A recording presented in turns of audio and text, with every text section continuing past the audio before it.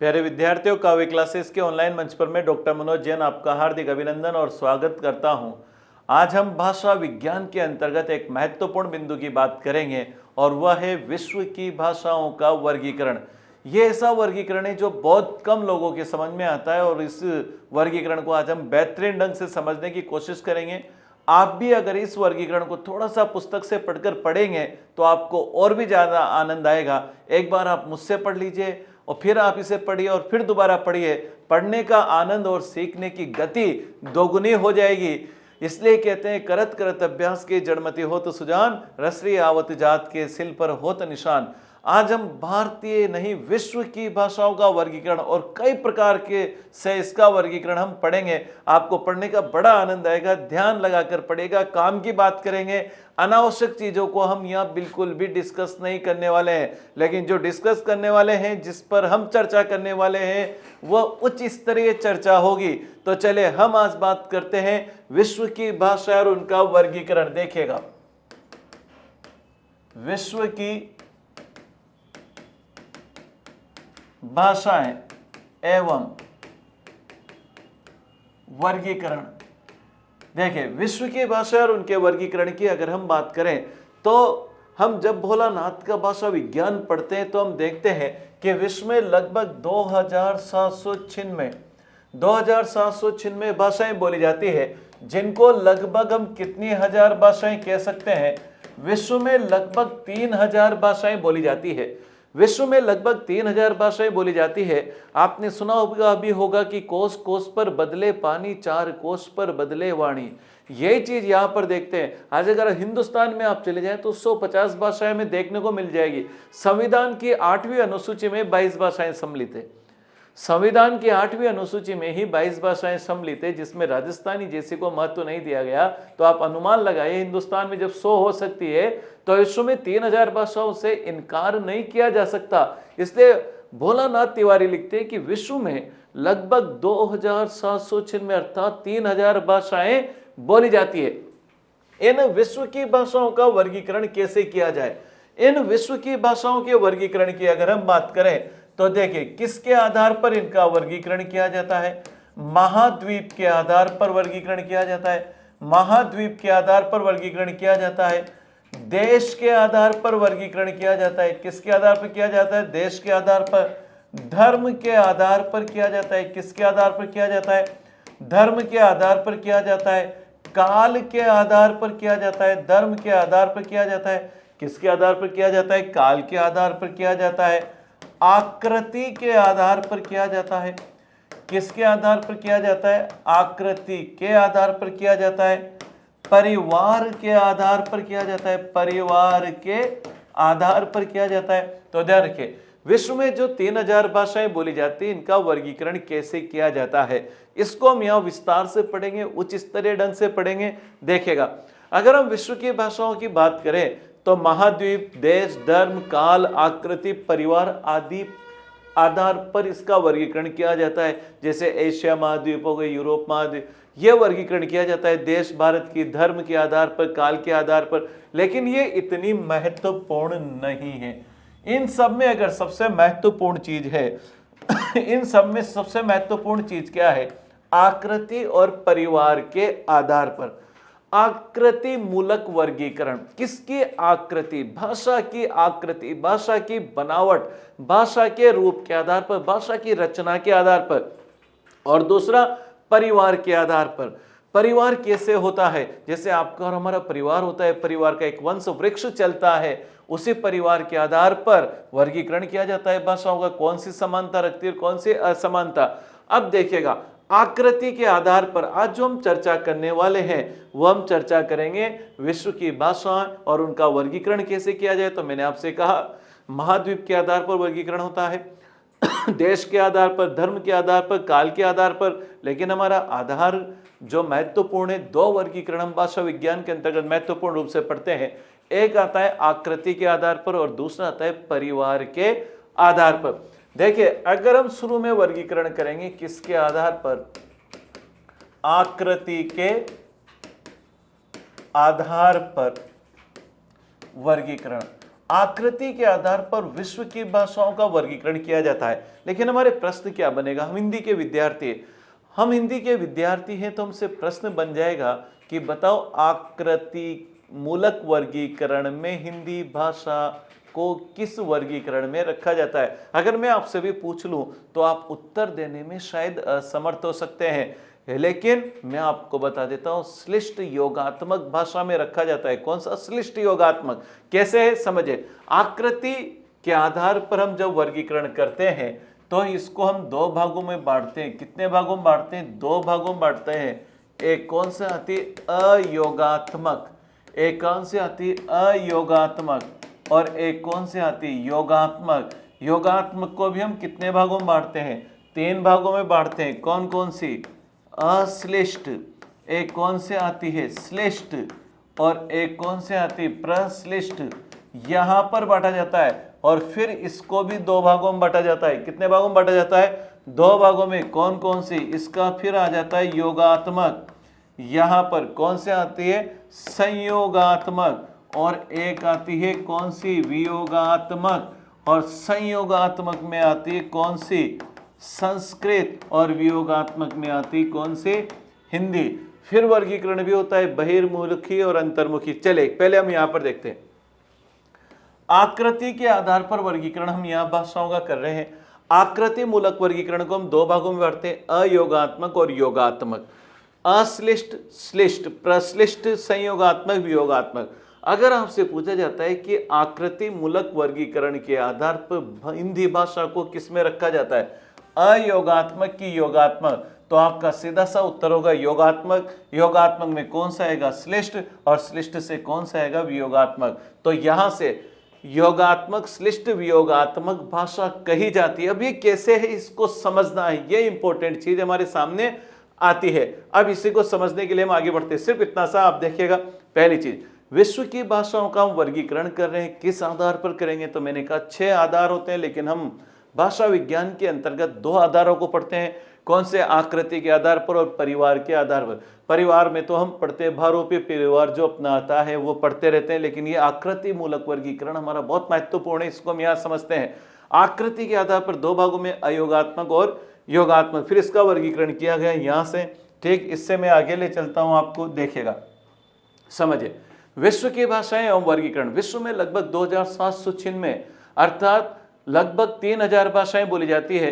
भाषाओं की आकृति के आधार पर वर्गीकरण किया जाता है, भाषा परिवार के आधार पर वर्गीकरण किया जाता है। देखिए, भाषाओं की आकृति के आधार पर जो वर्गीकरण किया गया उसे कौन सा वर्गीकरण किया गया, आकृति मूलक वर्गीकरण कहा गया। इसे 3 अन्य नामों से भी जाना जाता है, इसे 3 अन्य नामों से भी जाना जाता है। 3 अन्य नाम कौन कौन से हैं, इसे रूपात्मक वर्गीकरण कहा जाता है, इसे व्याकरणिक वर्गीकरण कहा जाता है, और इसे रचनात्मक वर्गीकरण कहा जाता है। फिर समझेगा, आकृति यानी रूप है, रूप मतलब रचना, भगवान की रचना है, हमारा रंग रूप आकार है, और व्याकरणिक है, यह वर्गीकरण है। भाषा परिवार के आधार पर परिवार मूलक वर्गीकरण आता है। वंशानुक्रम, परिवार में वंशानुक्रम, कुल होता है, इतिहास होता है हमारे परिवार का, उसी प्रकार भाषा का वर्गीकरण, नाम याद रखेगा। अब आता है भाषाओं की आकृति के आधार पर वर्गीकरण। भाषाओं की आकृति के आधार पर वर्गीकरण को हम समझते हैं हिंदी किसमें आती है, उसको हम यहाँ जानने की कोशिश करेंगे। तो देखिए, भाषाओं की आकृति के आधार पर वर्गीकरण, ये कौन सा वर्गीकरण कहता है, आकृति मूलक वर्गीकरण। इसी को हम आगे बढ़ाते हैं। देखिए, हम भाषा के परिवार के आधार पर वर्गीकरण बाद में पढ़ेंगे। अब देखिए, हम यहाँ पर कौन सा वर्गीकरण पढ़ेंगे, आकृति मूलक वर्गीकरण। कौन सा वर्गीकरण आना है हमारे पास, आकृति मूलक वर्गीकरण। इस आकृति को क्या कहा गया, बताओ क्या कहा गया, इसे रूप कहा गया। क्या कहा गया, रूप कहा गया। इसे क्या कहा गया, रचना कहा गया, और क्या कहा गया, व्याकरण कहा गया। रूपात्मक दृष्टिकोण से, रचनात्मक दृष्टिकोण से और व्याकरणिक दृष्टिकोण से वर्गीकरण किया गया विश्व की भाषाओं का।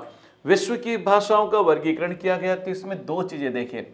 आकृति मूलक में जब रूप, रचना और व्याकरण आती है तो भाषा की पूर्ण सार्थक इकाई क्या होती है, वाक्य होती है। जैसे समझना, बताओ सबसे पहले क्या बनते हैं, वर्ण बनते हैं, वर्ण से क्या बनते हैं, शब्द बनते हैं, फिर क्या बनते हैं, पद, और फिर क्या होते हैं, वाक्य। वाक्य भाषा की पूर्ण सार्थक इकाई है। वाक्य भाषा की पूर्ण सार्थक इकाई है जिससे पूर्ण अर्थ निकलकर आता है। अब देखिए, आकृति मूलक वर्गीकरण में दो चीजें हैं। इसको समझने के लिए पहले हम आगे बढ़ते हैं, दो चीज समझने। वाक्य रचना में दो तत्व महत्वपूर्ण होते हैं। वाक्य रचना में दो तत्व महत्वपूर्ण होते हैं। देखिए, भाषा विज्ञान की दृष्टि से पढ़ रहे हैं। दो तत्व कौन कौन से हैं जिनसे हम वाक्य का पूर्ण अर्थ प्रकट करते हैं?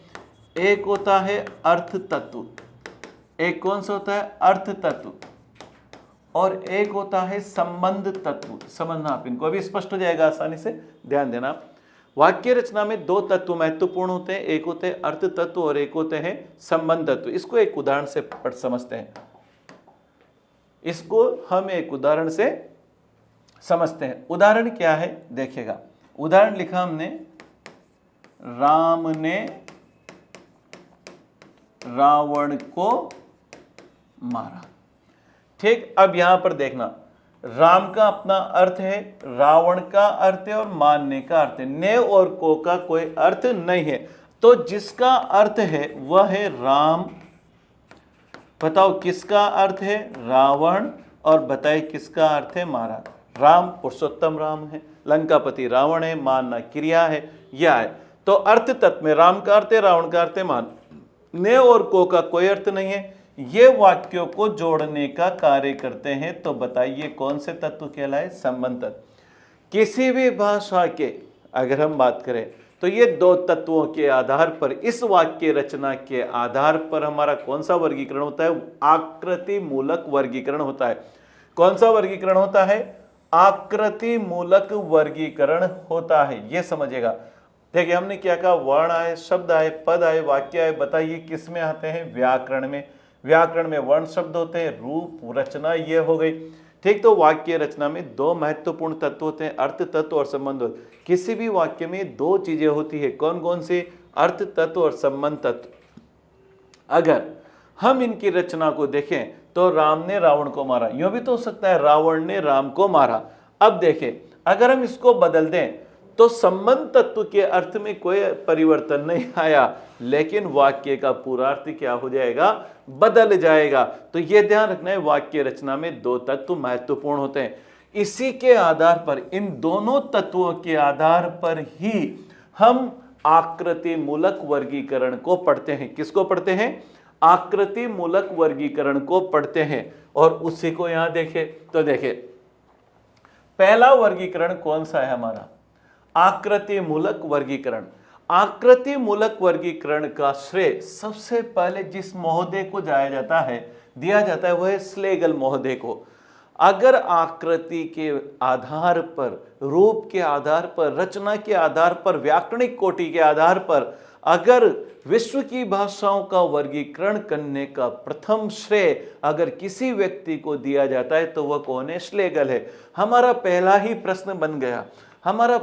प्रश्न बन गया कि आकृति मूलक वर्गीकरण करने का श्रेय किसको जाता है, श्लेगल महोदय को जाया जाता है। विश्व की भाषाओं का आकृति मूलक वर्गीकरण किस विद्वान के द्वारा किया गया, श्लेगल महोदय के द्वारा किया गया। आकृति और रूप की दृष्टि से संसार की भाषाओं को मुख्यतः दो भागों में विभाजित किया गया। कितने भागों में विभाजित किया गया, दो भागों में विभाजित किया गया। बताएं पहली कौन सी, अयोगात्मक भाषाएं, और दूसरी कौन सी आती, योगात्मक भाषाएं। अब अयोगात्मक भाषाएं और योगात्मक भाषाओं का मतलब क्या है देखिए, यहां पर अ का मतलब क्या है, नहीं, बाकी फिर आई योगात्मक भाषाएं। यहां क्या है, योग, फिर आत्मक प्रत्यय, और यहां पर क्या जोड़ा गया, भाषाएं जोड़ी गई। अब इसका मतलब क्या होता है, अयोग, यहां क्या है, अयोग, और वहां पर क्या है, योगात्मक। अब इसके लिए दो तीन बातें ध्यान रखिएगा। पहली चीज यहां पर समझिएगा, जो चीज यहां पर है कि अयोगात्मक भाषाओं में इस प्रकार की भाषाओं में प्रत्यय, उपसर्ग आदि जोड़कर नए शब्द नहीं बनाए जा सकते हैं। अब देखिए, अयोगात्मक भाषाएं, इस प्रकार की भाषाओं में उपसर्ग आदि जोड़कर नए शब्द नहीं बनाए जा सकते। नए शब्द नहीं बनाए जा सकते। नहीं को याद रखो, नहीं, योगात्मक भाषाएं। अब मैं आपसे प्रश्न पूछता हूं। क्या प्रश्न है? क्या हिंदी में उपसर्ग और प्रत्यय जोड़कर नए शब्द बनाए जा सकते हैं कि बनाए जा सकते हैं? तो बताओ, हम किस में नहीं आएंगे? अयोगात्मक में नहीं आएंगे। हमारा इससे कोई लेना देना नहीं है, जैसे चीन से हमारा कोई लेना देना नहीं है। अगर आपसे पूछा जाए कि अयोगात्मक भाषा का सर्वश्रेष्ठ उदाहरण कौन सा है, तो इसका सर्वश्रेष्ठ उदाहरण कौन सी भाषा है? चीनी भाषा है। कौन सी भाषा है? चीनी भाषा है। चीन से हमारा कोई लेना देना नहीं है। यही चीज यहां पर आती है। तो ध्यान रखिए, आकृति मूलक वर्गीकरण करने का श्रेय किसको है? स्लेगल महोदय को है। कितने भागों में मुख्यतः बांटा जाता है? अयोगात्मक भाषाएं। अयोगात्मक भाषा का तात्पर्य क्या है? इस प्रकार की भाषाओं में प्रत्यय, उपसर्ग आदि जोड़कर नए शब्द नहीं बनाए जा सकते हैं, पहली चीज। दूसरा आता है योगात्मक भाषाएं। योगात्मक भाषाओं का सर्वश्रेष्ठ उदाहरण हमारी हिंदी है। देखिए, इसमें क्या बनता है?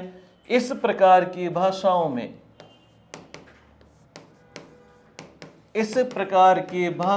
में प्रकृति प्रत्यय अर्थात उपसर्ग,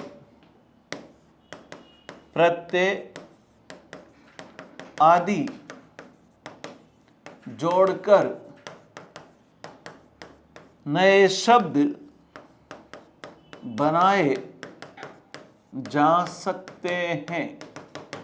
और इसका सर्वश्रेष्ठ उदाहरण हमारी बहुपीय भाषाएं, जिसमें हमारी कौन सी आती है? हिंदी आती है।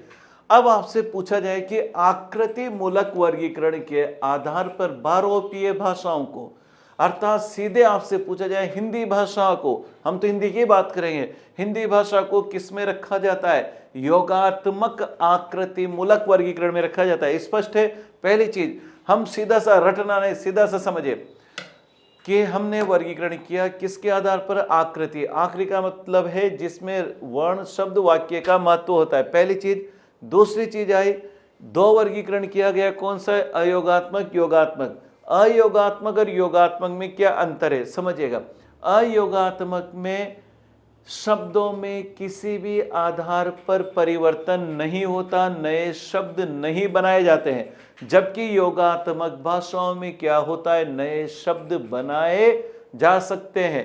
जैसे दिन प्रति उपसर्ग लगा दिया तो क्या हो जाएगा? प्रतिदिन हो जाएगा। तो अयोगात्मक भाषाएं और दूसरी कौन से है? योगात्मक भाषाएं।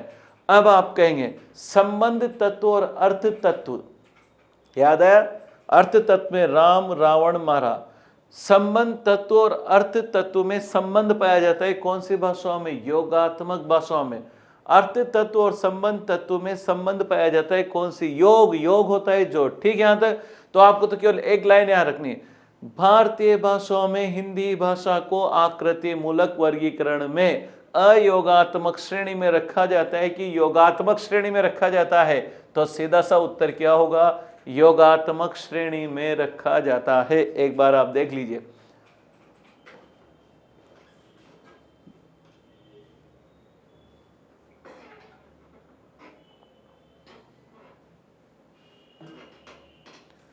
ठीक देख रहे हैं आप? तो याद रहेगा योगात्मक यहां पर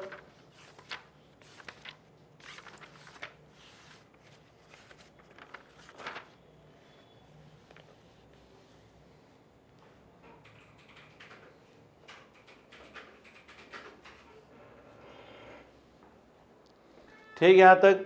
दूसरी अगर हम बात करें, यहां संबंध तत्व और अर्थ तत्व, इसको मैं आगे बढ़ाता हूं। देखिए, इसका उदाहरण तो अपने पास कौन सा हो गया? हिंदी हो गया। दूसरा याद रखिएगा, इसकी दूसरी विशेषता क्या है? अर्थ तत्व वह संबंध तत्व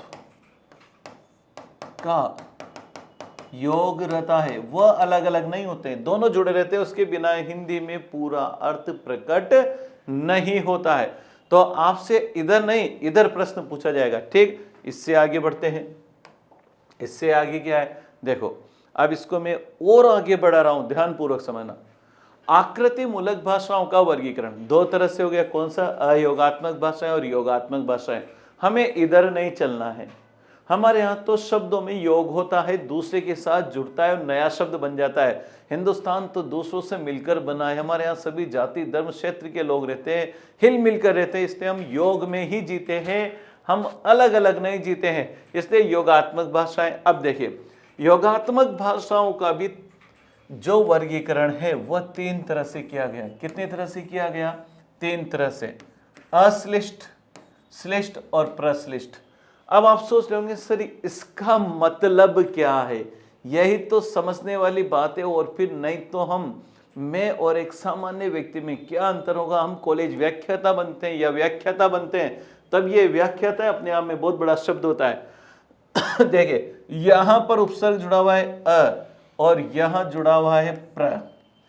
ठीक है, श्लिष्ट का मतलब होता है जुड़ा होना, अ यानी नहीं, अ यानी नहीं। श्लिष्ट का मतलब श्लेष शब्द आपने देखा होगा वह शब्द, और प्रश्लिष्ट यानी विशेष रूप से, जिसमें ध्यान रखिएगा, जिसमें अ यानी नहीं, जिसमें अगर हम संबंध तत्व और अर्थ तत्व पूर्णतः अलग रहते हैं। दो चीजें ध्यान रखिएगा, दो चीजें हम यहां पर बात कर रहे हैं। एक हमारे पास कौन सा तत्व था? अर्थ तत्व। वह दूसरा कौन सा? संबंध तत्व, जो पूर्णतः अलग रहते हैं। श्लिष्ट यानी चिपके हुए नहीं रहते हैं, अलग रहते हैं, जिनका स्वतंत्र रूप होता है, वह तो कौन से हो गए? अश्लिष्ट हो गए। दूसरा प्रश्लिष्ट हुआ, जो विशेष रूप से जुड़े रहते हैं, जो विशेष रूप से जुड़े रहते हैं, जिन्हें अलग नहीं किया जा सकता। ये तो अलग होते हैं यानी नहीं, जिनमें चिपका हुआ जुड़ा हुआ रूप नहीं होता, वह तो हो गए अलग। जो घनिष्ठ रूप से जुड़े होते, प्र यानी विशेष रूप से, वह श्लिष्ट हो गया। तो फिर दोनों के बीच में भाई एक तो हो गया अलग अलग, एक हो गया घनिष्ठ, जिनको अलग नहीं किया जा सकता। अब श्लिष्ट में क्या होता है? श्लिष्ट में क्या होता है? संबंध तत्व और अर्थ तत्व अलग अलग होते हैं, संबंध तत्व और अर्थ तत्व अलग अलग होते हैं, लेकिन उन दोनों का एक दूसरे पर प्रभाव होता है उनके बिना। जैसे राम ने रावण को मारा, अगर ने और को हटा देंगे तो कैसे काम चलेगा? नहीं चलेगा ना। तो वही चीज यहां पर आती है। ऐसी चीजें हमें चीनी भाषाओं में देखने को नहीं मिलती है, ऐसी चीजें हमें चीनी भाषाओं में देखने को नहीं मिलती है। तो ध्यान रखिए, आपको क्या याद रखना है? श्लिष्ट का मतलब चिपका हुआ, अर्थात जहां संबंध तत्व और अर्थ तत्व एक दूसरे से अलग दिखाई देते हैं, लेकिन एक दूसरे पर छाया होती है, एक दूसरे पर आश्रित हो जाते हैं अर्थ प्रकट करने के लिए, वो श्लिष्ट है। तो पहली चीज हिंदी किस में आएगी? योगात्मक श्लिष्ट। अब आती दो रूप में, कौन कौन से? फिर श्लिष्ट भाषा का फिर उपविभाजन किया गया, अंतर्मुखी और बहिर्मुखी, अंतर्मुखी और बहिर्मुखी। इसको हम यहां ज्यादा समझने की आवश्यकता हमें नहीं पड़ेगी। फिर इसके आगे दो चलते हैं हम, कौन से? संयोग और वियोग। देखिए, हम जब भाषा की विशेषता पढ़ रहे थे तो हमने एक चीज पढ़ी थी, संयोगात्मक अवस्था से वियोगात्मक अवस्था की ओर अग्रसर होती है। जो भाषा है, जो भाषा का विकास हो रहा है अभी, उसकी विशेषता अगर आप देखेंगे तो वो किधर से किधर चल रही है? संयोग से वियोग। अब आप कहेंगे सर इसका मतलब क्या हुआ? संयोग से वियोग का मतलब समझिए। तो पहली चीज, हिंदी कौन सी भाषा है? आकृति मूलक वर्गीकरण के आधार पर हिंदी भाषा को किधर ले जाएंगे? पहला उत्तर योगात्मक, श्लिष्ट, बहिर्मुखी, वियोगात्मक। अब संयोगात्मक में कौन से आएगी? संयोगात्मक में आएगी संस्कृत, और वियोगात्मक में आएगी कौन सी? हिंदी। अब इसको हम यहां विस्तार से समझते हैं। तो पहली चीज, दो वर्गीकरण हो गए। श्लिष्ट का मतलब जो चिपके भी हुए हैं और अलग, देखो बिल्कुल अलग, अश्लिष्ट, घनिष्ठ, प्रश्लिष्ट। लेकिन जो बीच की स्थिति दिखाएं अलग देते हैं, लेकिन आभासी दोनों पर एक दूसरे का प्रभाव देखने को मिलता है। श्लेष्ठ, अंतर्मुखी और बहिर्मुखी, बहिर्मुखी पे जाना, संयोग और वियोगात्मक, इसको हम यहां पर समझते हैं। देखिए, भाषा किधर से किधर चलती है? भाषा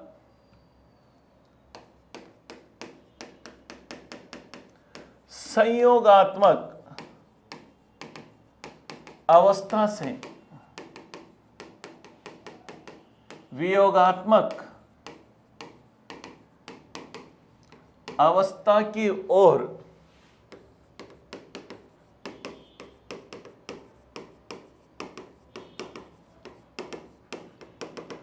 होती है। भाषा संयोगात्मक अवस्था से वियोगात्मक अवस्था की ओर अग्रसर होती है। अब देखिए, इसको समझते हैं हम कौन सा वर्गीकरण है? आकृति मूलक। आकृति मूलक में कौन सा है अपने पास?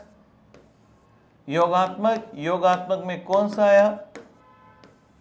श्लेष्ठ। श्लेष्ठ में कौन सा आएगा? बहिर्मुखी। और बहिर्मुखी से कौन सा आएगा? वियोगात्मक। समझना आप। अब देखिए, संयोगात्मक और वियोगात्मक क्या अंतर है? यह हमारी हिंदी भाषा का उत्तर है। यह हमारी किस भाषा का उत्तर है? जब प्रश्न बनेगा तो उत्तर यह है। यह हमारा क्या है? प्रश्न के रूप में हम इसको देखते हैं। अब देखिए, इसे वियोगात्मक क्यों कहा? देखो, एक बार एक एग्जाम में पूछा गया संस्कृत कौन सी भाषा है। रीट का एग्जाम आपने नाम सुना होगा। रीट के एग्जाम में पूछा गया कि संस्कृत कौन सी भाषा है, तो संस्कृत श्लिष्ट संयोगात्मक भाषा है। वो तो समझ में नहीं आया क्या पूछा। देखिए, संयोगात्मक से किधर चला? वियोगात्मक चला।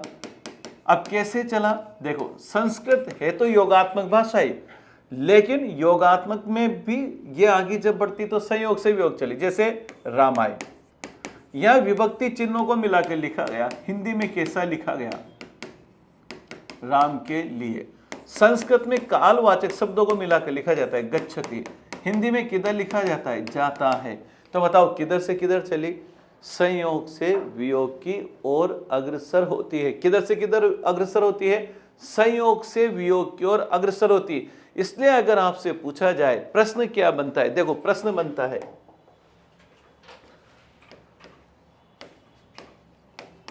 स्लेगल के आकृति मूलक वर्गीकरण के आधार पर हिंदी भाषा को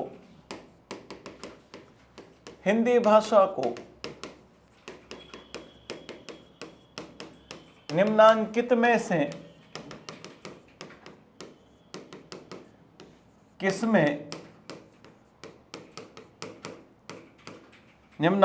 से किसमें रखा जाएगा? ये एक बेहतरीन प्रश्न बनता है। ठीक है, अब देखिए, पहले आपसे पूछा गया, क्या पूछा गया? अयोगात्मक, अश्लिष्ट,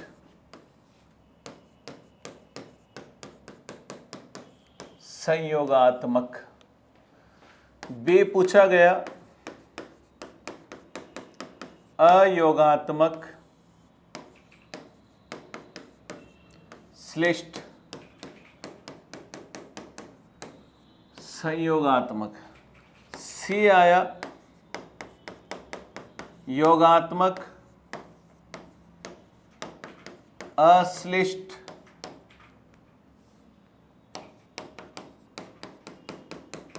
वियोगात्मक। डी आया योगात्मक, श्लिष्ट,